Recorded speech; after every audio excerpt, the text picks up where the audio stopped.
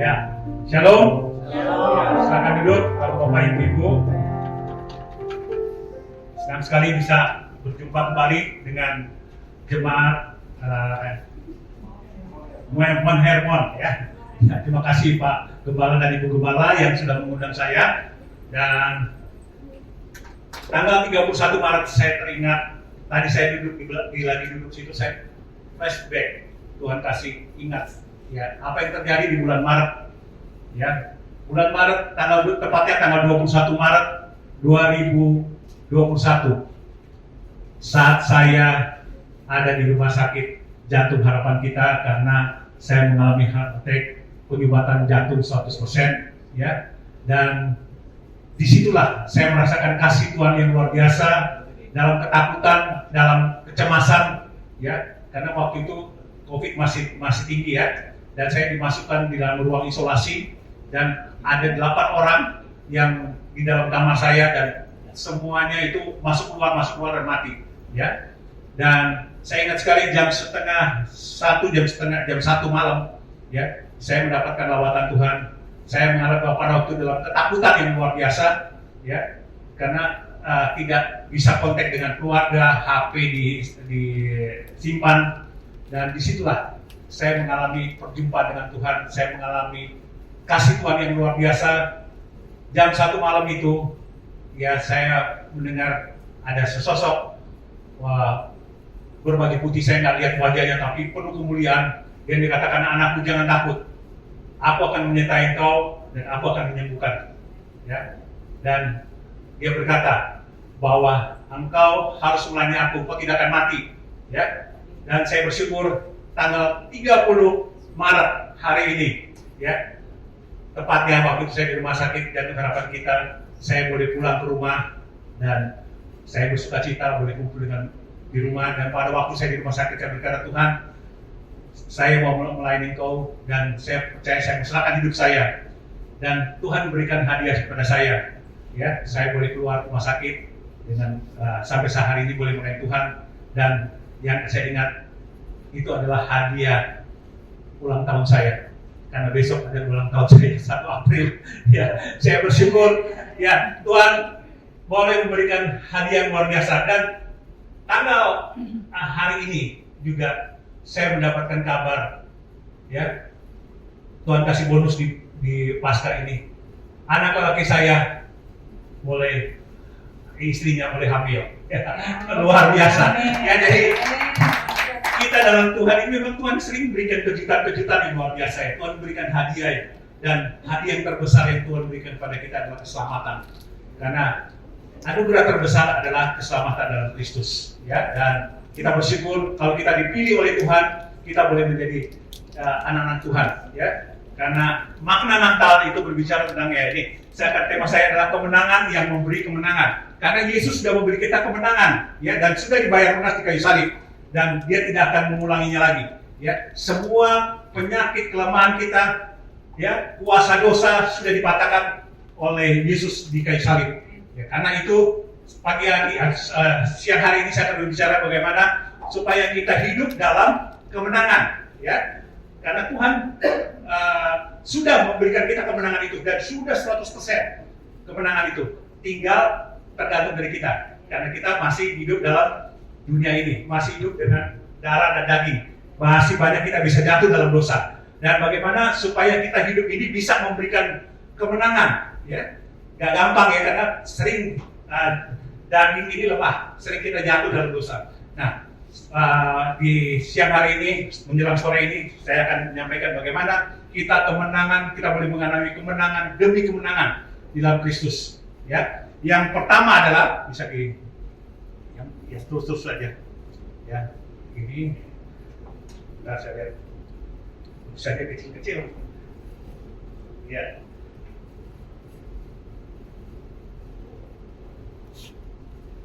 Ya, jadi mungkin kita bertanya, kapankah ya, Kristus mendapatkan kemenangannya? Banyak orang menjawabnya pada waktu dia bangkit. Jawaban itu menurut saya kurang tepat, karena sebab Kolose 2 ayat 14-15 dikatakan, dengan menghapus surat utang oleh ketentuan-ketentuan hukum, mendakwa dan mengancam kita, dan ditiadakannya dengan melakukannya pada kayu salib. Ia telah menutupi pemerintah dan penguasa-penguasa dan menjadikan mereka tontonan umum dalam kemenangannya atas mereka. Jadi kemenangan itu sebenarnya sudah Tuhan berikan di kayu salib. Cuma wujudnya, ya, kita lihat adalah kebangkitan Tuhan Yesus pada hari ketiga. Itu adalah kemenangan yang luar biasa yang Tuhan berikan kepada kita, ya. Dan apa sebetulnya yang berbicara mengenai kemenangan? Ya, kebangkitan Kristus adalah keunikan kekristenan. Ya, dibandingkan dengan agama lainnya, Kristus telah bangkit dan tidak mati lagi. Kita lihat banyak tokoh-tokoh agama lain, ya, mereka mati juga. Tapi Kristus dia hidup, ya, dia bangkit, dia naik ke surga, ya, dan dia akan datang kembali menjemput kita, ya. Oleh karena perjuangan umat Tuhan bukanlah perjuangan untuk meraih kemenangan, tetapi perjuangan kemenangan atas segala dosa dan setan sudah dikalahkan oleh Yesus di kayu salib melalui kebangkitannya. Yohanes 12 ayat 31, bisa dilihat Kolose 2 ayat 15, ya. Nah, berbicara yang pertama adalah kemenangan atas maut. Ini yang Tuhan bisa digedein, itu besar. Oke, dia. Jadi tulisannya kecil-kecil. Kemenangan atas maut. Ya. Maut telah ditelan dalam kemenangan. Hai maut, di manakah kemenanganmu? Hai maut, di manakah sengatmu? Sengat maut ialah dosa, dan kuasa dosa adalah hukum Taurat. Tetapi syukur kepada Allah yang telah memberikan kita kemenangan oleh Yesus Kristus Tuhan kita. 1 Korintus 15 ayat 54b sampai 57. Jadi maut itu adalah musuh terbesar, ya. Maut ini sudah dikalahkan oleh Tuhan Yesus di kayu salib, ya. Dan berbicara tentang maut bukan berarti kita terlepas dari maut, ya. Kita pasti semua pasti akan meninggal, dipanggil oleh Tuhan. Semua pasti, ya. Ada waktunya kita dipanggil oleh Tuhan, ya. Dan tidak ada orang yang hidupnya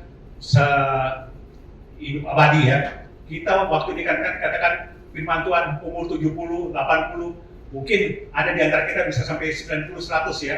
Karena kalau 90 aja banyak saudara-saudara saya yang termasuk mertua saya yang meninggalnya umur 97. Waktu itu dia juga bilang capek, dia bilang, tolong mami udah capek, ya. Mami pengen pulang ke surga, gitu, ya. Dan waktu itu dia karena dia merasa tidak ada teman-teman, tidak merasa kurang ada komunitas dan sebagainya, sampai satu saat, ya, dia udah merasa kesepian, kemudian dikatakan, dan tolong doakan mami supaya mami dipanggil Tuhan, ya. Dan waktu itu saya ingat saya dengan istri saya mendoakan mami saya supaya dipanggil oleh Tuhan. Ini kita tumpangin tangan dan kemudian kita doain. Begitu kita selesai amin, mami diangkat oleh Tuhan, ya. Dan penuh sukacita karena dia meninggal di dalam Tuhan, ya. Kita lihat, inilah berbicara tentang maut. Maut ini kita berbicara tentang kematian. Apakah kita sudah siap kalau mati, ya? Apakah kita yakin jiwa kita diselamatkan, ya? Jadi kalau dengan kebangkitan Tuhan Yesus, bicara tentang Paskah, maut ini Yesus sudah kalahkan di kayu salib oleh kuasa salib dan kebangkitan. Dan maut ini sebetulnya adalah pintu gerbang kita bisa masuk di dalam ke surga, ya. Itu adalah pintu gerbang kita masuk, dilepas dari maut, kita masuk ke surga. Karena pada waktunya kita semua pasti akan dipanggil Tuhan, ya. Ini berbicara tentang kemenangan.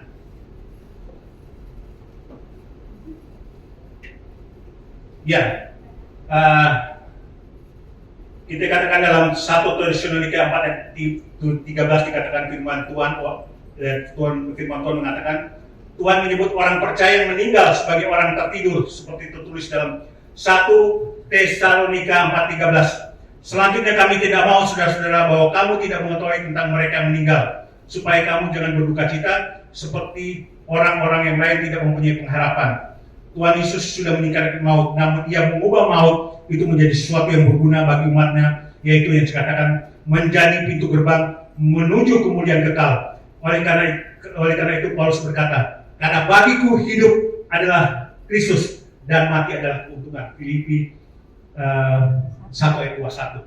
Ya, jadi maut itu semua pasti kita hadapi, tapi kita yakin tujuan kita kemana? Kita yakin tujuan kita di mana, dan itu yang membuat kita yakin kemenangan sudah kita peroleh. Ya, sebagai pintu gerbang kita masuk ke dalam kerajaan surga. Oleh karena itu biarlah hidup kita ini benar-benar kita gunakan semaksimal mungkin untuk kemuliaan nama Tuhan. Ya, dan yang kedua adalah kemenangan ini yang paling susah nih ya. Bicara tentang kemenangan, Tuhan mau kita kemenangan atas diri kita sendiri, ya. Karena berbicara tentang diri sendiri kita nggak lepas daripada egoisme, ya. Manusia itu pasti punya rasa egois, ya. Selalu ingin sesuatu semua adalah dia yang terbaik, ya. Sesuatu yang dia mau adalah apa semuanya itu selalu ke ego. Nah, kita lihat seperti contohnya dalam Alkitab itu adalah Paulus, ya. Paulus di mana bagaimana Paulus bicara mengenai ambisinya pada masa lalu. Ia beranggapan bahwa dengan menganiaya jemaat Tuhan yang sedang beribadah, Filipi 3 ayat 6, ya, Paulus menceritakan bagaimana dia menyiksa orang-orang percaya. Paulus menceritakan bagaimana masa lalunya ia membangun harga dirinya dengan hal-hal yang lahirnya dapat dibanggakan. Jika orang lain menyangka ia dapat menaruh percaya pada hal-hal lahirnya, aku lebih lagi, katakan Paulus ya, aku lebih lagi disunat pada hari ke-8 dari bangsa Israel, dari suku Benyamin, orang Ibrani asli, tentang pendirian terhadap Taurat dan orang Farisi, tentang kegiatan aku, penganiayaan jemaat, tentang kebenaran dalam mentaati hukum Taurat, aku tidak bercacat. Kita lihat bagaimana kesombongan, egoisnya Paulus.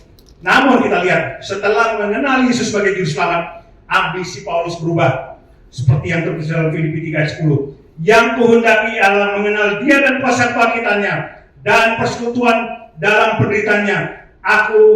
Penderitaannya di mana aku menjadi serupa dengan Dia dalam kematiannya, supaya aku akhirnya beroleh kebangkitan dari orang mati. Jadi kita lihat bagaimana luar biasanya Paulus diubahkan dari orang yang dulunya begitu sombong, dia adalah orang yang hebat. Tapi begitu dia mengenal Yesus ya, dia bilang lebih baik ya hidup untuk Kristus ya. Dan bagaimana kita lihat Paulus menjadi contoh ya, dia mengalami perubahan dalam konsep nilai. Konsep nilai berkaca dengan sesuatu yang dianggap paling berharga ya di dalam kehidupan seorang. Segala hal boleh dikorbankan demi sesuatu yang dianggap paling berharga. Tapi kita lihat bagaimana perjumpaan Paulus dan kuasa kebangkitan mengubah Paulus itu akhirnya menjadi tokoh dalam Alkitab yang luar biasa. Ya, firman Tuhan, penginjilan jiwa-jiwa lewat Paulus ini. Dan yang ketiga adalah kemenangan di atas segala tantangan atau kesulitan. Kita tahu bahwa dunia saat ini tidak banyak mengalami gejolak. Ya. Kita lihat masa depan segala macam banyak terjadi di mana-mana, termasuk di negara Indonesia sendiri ya. Dan kita lihat bagaimana para ekonom memperkirakan bahwa tahun 2024 dan tahun-tahun ke depan itu tidak lebih baik. Ya, banyak kita mengalami ketakutan, ya, mengenai kesulitan. Bagaimana kita mengalami kesulitan dalam hidup kita, ya, bagaimana tantangan dalam hidup kita, ya. Tapi kita percaya, ya, orang boleh berkata segala masalah tantangan yang kita hadapi. Tapi kalau kita bersama dengan Yesus, ada kuasa kebangkitan. Kita percaya Tuhan akan membuat sesuatu indah ya. Seperti kita lihat banyak contoh-contoh di dalam Alkitab, orang-orang yang percaya itu dilindungi oleh Tuhan, dijauhkan dari segala hal yang jahat. Ya, bagaimana kita selalu tetap di dalam perlindungan Tuhan. Dan Tuhan akan melindungi kita, ya. Dan segala permasalahan boleh ada, tapi kita yakin dan percaya Tuhan kita yang hidup. Ya, itu akan memberikan kita kekuatan di dalam masa-masa sulit, masa-masa kita mengalami mungkin percobaan dan sebagainya. Biarlah dalam hari-hari ini kita boleh semakin kuat dalam Tuhan. Ya, sebagaimana saya pernah saksikan dulu hidup saya ini, kalau saya nggak dalam Tuhan, ya mungkin hidup saya udah hancur. Ya, tetapi pada waktu saya menempel sama Tuhan, mengenal Tuhan, dan saya percaya dalam kesulitan itu, disitulah Tuhan memperlihatkan kuasa yang luar biasa, ya, secara nalar, ya, secara hal yang tidak mungkin terjadi, itu yang Tuhan lakukan. Tuhan bahkan apa yang tidak pernah saya pikirkan, itu Tuhan sediakan bagi orang-orang yang percaya, ya. Dan banyak hal yang saya saksikan bagaimana Tuhan menolong saya dalam kehidupan saya. Pernah saya saksikan beberapa waktu yang lalu di sini, bagaimana hidup saya hancur, nggak punya apa-apa, tetapi Tuhan pulihkan. Ya, Tuhan pulihkan, bahkan saya udah nggak punya harapan buat masa depan. Tetapi begitu waktu saya terus mengejar Tuhan, nempel dengan Tuhan, disitulah saya mengalami pertolongan yang luar biasa. Ya, dan ini saya saksikan juga bukan maksudnya untuk menjadi kesombongan atau pamer, tapi bagaimana contohnya waktu kita dekat dengan Tuhan. Ya, harusnya saya ikut, tapi saya nggak ikut.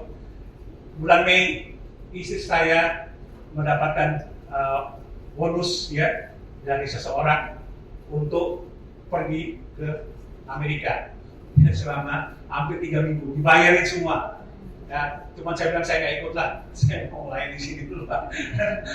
Puji Tuhan, ya bagaimana Tuhan mengangkat saya, membela saya, ya dari suatu hal yang masa depan yang suram, tetapi pada waktu kita mencari Tuhan, Tuhan akan menolong kita dalam kesulitan, dalam kesesakan, ya. Dan yang berikutnya adalah kemenangan apa yang Tuhan mau di antara kita.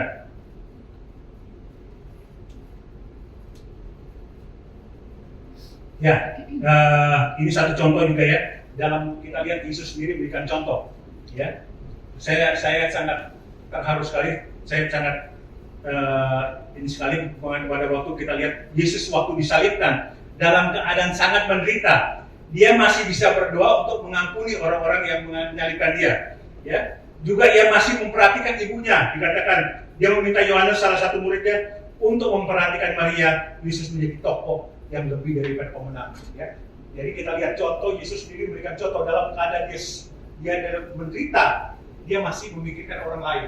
Ya. Inilah tugas kita, bagaimana kita juga mungkin saya nggak tahu di antara kita mungkin juga dalam keadaan sulit, tapi kita percaya pada waktu kita punya hati seperti Yesus mengasihi, ya, dan kita akan menolong orang-orang di mana orang-orang di luar sana yang masih belum kenal Tuhan.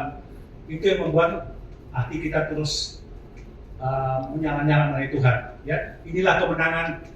Kita lihat kemenangan di atas kesulitan atau penderitaan. Ya. Kemudian yang berikutnya adalah kemenangan apa yang Tuhan mau kita dapatkan. Nah ini yang sering kita alami. Kemenangan atas perasaan takut. Ya. Nah ini kenapa kita mengalami ketakutan? Karena dosa telah memutarbalikkan banyak manusia harus takut. Malah kita lihat bagaimana pada waktu puasa kebangkitan itu turun, ya. Kita lihat murid-murid Yesus yang pada waktu Yesus disalibkan, ya kemudian mereka mengalami ketakutan, mereka ngumpet, ya sampai Roh Kudus turun atas mereka. Dan pada waktu Roh Kudus turun atas mereka menjadi berani dan menyampaikan firman Tuhan, bersaksi di mana-mana, kuasa kesembuhan menyembuhkan. Dan kita lihat ketakutan itu diangkat oleh Tuhan melalui kuasa kebangkitan Tuhan Yesus. Dan kita lihat bagaimana rasul-rasul menjadi orang-orang yang bodoh, orang-orang yang tidak, orang-orang yang biasa, tapi begitu mereka semangat melayani Tuhan, bahkan mereka rela mati, martir, ya, dan mereka boleh mengalami ketakutan. Ya, ini yang Tuhan mau kita supaya jangan takut. Ya, apapun yang terjadi, kita terus melayani Tuhan. Dan yang berikutnya adalah kemenangan untuk hidup memuliakan Tuhan. Dan jika Kristus tidak dibangkitkan, maka sia-sialah kepercayaan kamu dan kamu masih hidup dalam dosamu. 1 Korintus 15 ayat 17. Benarlah ayat itu, jika Yesus telah dibangkitkan, jika Yesus telah dibangkitkan dan dia tidak bangkit, maka percumalah manusia berusaha untuk hidup benar. Ya. Oleh karena Yesus telah bangkit, maka kebenaran itulah yang menjadi contoh buat kita. Yesus bangkit berarti ada pengharapan bagi manusia yang hidup benar dan mau memuliakan nama Tuhan. Ya, jadi Tuhan mau hidup kita ini memuliakan nama Tuhan. Kita tahu, saya katakan tadi usia kita akan sangat pendek, ya 70, 80 bahkan, ya kalau Tuhan berikan kasih karunia mungkin bisa 90 ya. Banyak sekali orang yang usia 90 jarang sekali. Dan supaya hidup kita ini benar-benar kita gunakan untuk memuliakan nama Tuhan. Waktu yang pendek, waktu yang singkat ini jangan kita sia-siakan, ya. Karena ada lagu yang dikatakan hidup ini adalah kesempatan untuk melayani Tuhan. Jangan sia-siakan, ya. Oke, kita sekalian nyanyi yang satu lagi nih, ya. Hidup ini adalah kesempatan untuk melayani Tuhan. Jangan sia-siakan di mana waktu kita, umur kita yang sangat terbatas, biarlah menjadikan kita gunakan semaksimal mungkin untuk memuliakan Tuhan. Karena dikatakan hidup ini adalah kesempatan untuk melayani Tuhan. Hidup ini adalah kesempatan. Hidup ini untuk melayani Tuhan. Hidup ini untuk melayani Tuhan. Jangan sia-siakan. Jangan sia-siakan waktu yang Tuhan beri. Hidup ini harus jadi berkat. Katakan, oh Tuhan, pakailah hidupku selagi aku masih kuat, selagi aku masih kuat. Bila saatnya nanti ku tak berdaya lagi. Hidup ini sudah jadi berkat. Amin, saudaraku. Waktu hidup kita di dunia sangat terbatas. Biarlah hidup ini kita berikan untuk Tuhan. Ya, inilah kemenangan yang Tuhan berikan. Bagaimana kita bisa menggunakan waktu semaksimal mungkin untuk kemuliaan nama Tuhan. Ya, dan berikutnya adalah kemenangan apa lagi yang Tuhan mau kita peroleh? Ya, kemenangan untuk gerejanya. Tuhan Yesus berkata kepada Rasul Petrus dan para murid yang lain, dan aku pun berkata kepada engkau adalah Petrus. Petrus dalam bahasa itu dikatakan Yun, ya, Petrus, dan di atas batu karang, ya, Petra, aku akan mendirikan jemaatku dan alam maut tidak akan dapat menguasainya. Matius 16:18. Apa maksudnya batu karang? Petra di sini. Inilah bukan diri Petrus atau Petrus, tapi pengakuan Petrus tentang Yesus, yakni engkau adalah Mesias, anak Allah yang hidup. Matius 16:16. Di atas pengakuan itulah gereja Tuhan didirikan dan alam maut tidak dapat menguasainya. Maut adalah musuh yang terbesar dalam hidup manusia. Musuh yang terbesar tak dapat menguasai gereja Tuhan, sebab didirikan atas pengakuan Yesus Kristus, anak Allah yang hidup. Gereja Mount Hermon ini adalah gereja yang didirikan oleh Tuhan. Ya, tidak ada yang dapat menutup gereja ini. Ya, kita percaya, ya, ini seperti Petrus akan terus, mungkin sekarang di jemaatnya kita lihat sedikit, ya, tapi kita percaya, ya, walaupun mungkin kita lihat kanan kiri, wah ada BBI katakan di mana, tapi kita percaya Tuhan pasti kirimkan jiwa-jiwa baru di tempat ini, dan jiwa-jiwa itu sungguh berharga. Dan yang paling penting adalah gereja ini menghadirkan hadirat Tuhan. Karena hadirat Tuhan ada di sini, pasti kuasa Tuhan turun di sini. Dan jiwa itu akan menarik banyak orang datang ke tempat sini. Yang Tuhan mau adalah kita dapat memuliakan Tuhan di gereja ini. Ya, kemuliaan Tuhan akan terjadi di gereja ini. Jadi yang Tuhan mau adalah kemenangan kita juga untuk gereja ini. Ya, karena tidak ada satupun kuasa dapat menghancurkan gereja Tuhan. Gedung gereja bisa dihancurkan, tetapi bukan persekutuan umat Tuhan. Ini terbukti dalam sejarah gereja Tuhan, ya. Kita lihat di NRC pada waktu jemaat itu dihalangi, nggak boleh berkembang. Tapi kita lihat bagaimana jemaat, ya, di Cina ini setelah komunis jatuh, ternyata masih ada 70 juta orang, ya, orang-orang percaya, dan terjadi kegerakan yang luar biasa. Jadi kalau ada gereja Tuhan tidak bisa dihalangi, ya, dan gereja akan bertumbuh berkembang. Saya percaya sekali, walaupun mungkin kita mengalami kesulitan sana sini, tapi kalau pada waktu kita menghadirkan hadirat Tuhan, gereja akan terus tegak, ya, dan justru lewat gereja ini nama Tuhan dimuliakan, ya.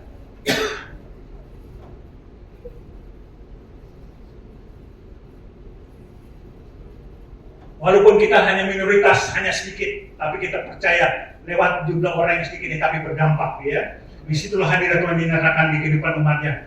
Disitulah terjadi manifestasi kemuliaan Tuhan. Jadi jangan takut terhadap segala tantangan dan aniaya. Takutlah jika Tuhan Tuhan tidak diberikan tempat semestinya di gereja ini. Tapi saya yakin percaya hadirat Tuhan di gereja ini luar biasa, ya, di bawah bimbingan Pak Gembala dan Gembala. Dan itu kita lihat, ya, dikatakan dalam firman Tuhan dalam Wahyu 3 ayat 20. Lihat, aku berdiri di muka pintu dan mengetok. Jikalau ada orang yang mendengarkan suaraku dan membukakan pintu, aku akan masuk mendapatkannya dan aku makan bersama-sama dengan dia dan ia bersama-sama dengan aku. Ayat ini bukan ditujukan kepada orang non-Kristen, tetapi kepada gereja Tuhan di Laodikia yang sudah suam-suam. Ya, Wahyu 3:16. Tuhan Yesus yang seharusnya menjadi kepala gereja tidak dibiarkan berada di luar gereja. Ya, Tuhan mau gereja ini, pesan Tuhan adalah gereja terus ada di atas batu karangnya Tuhan. Dan walaupun kita mayoritas, ya saya katakan sedikit dibandingkan gereja lain, tapi gereja ini akan terus bertumbuh, makin kuat dalam Tuhan. Amin. Amin. Ya, inilah kemenangan yang kita peroleh karena kemenangan yang sesungguhnya adalah Yesus telah mati dan bangkit di atas kayu salib. Inilah kemenangan yang sejati. Dan kemenangan ini kita harus perjuangkan. Ya, jadi bukan karena kita sudah menerima kemenangan itu, cuman kemenangan itu harus kita perjuangkan. Kita raih kemenangan, ya. Terus tetap setia, dekat dengan Tuhan, ya. Nempel sama Tuhan dan kita percaya dengan kita selalu dekat dengan Tuhan, kemuliaan Tuhan akan dinyatakan karena kita yakin kuasa Tuhan dan Tuhan akan memberikan kemenangan bagi kita. Amin.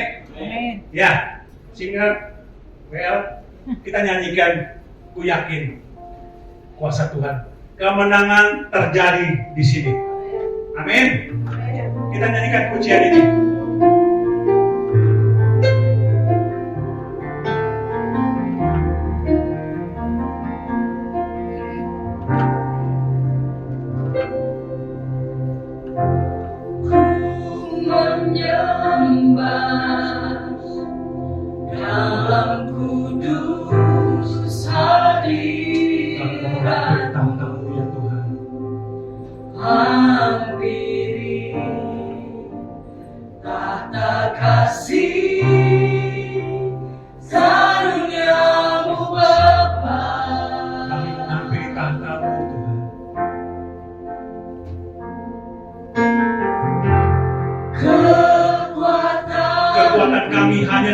Yesus Tuhan.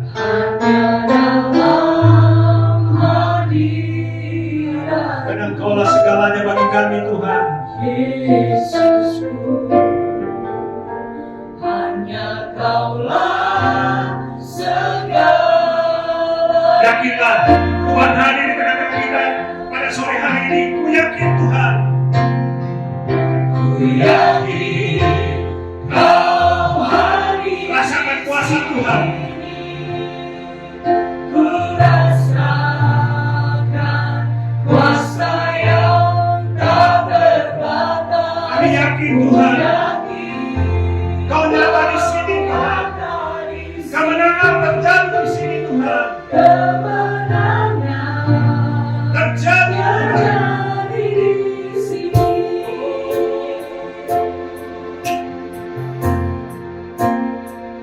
Menyembah Tuhan Ku menyembah dalam hadirat-Mu Tuhan. dalam kudus. Kami tahu kalau dalam hadirat-Mu Tuhan. Mengampunilah kata karunia-Mu Tuhan. Kasih Sang Yang Bapa. Kekuatan Tuhan ada dalam hadirat-Mu Tuhan.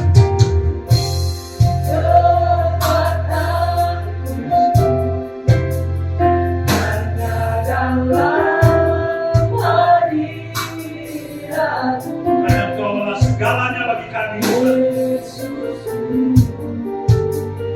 Hanya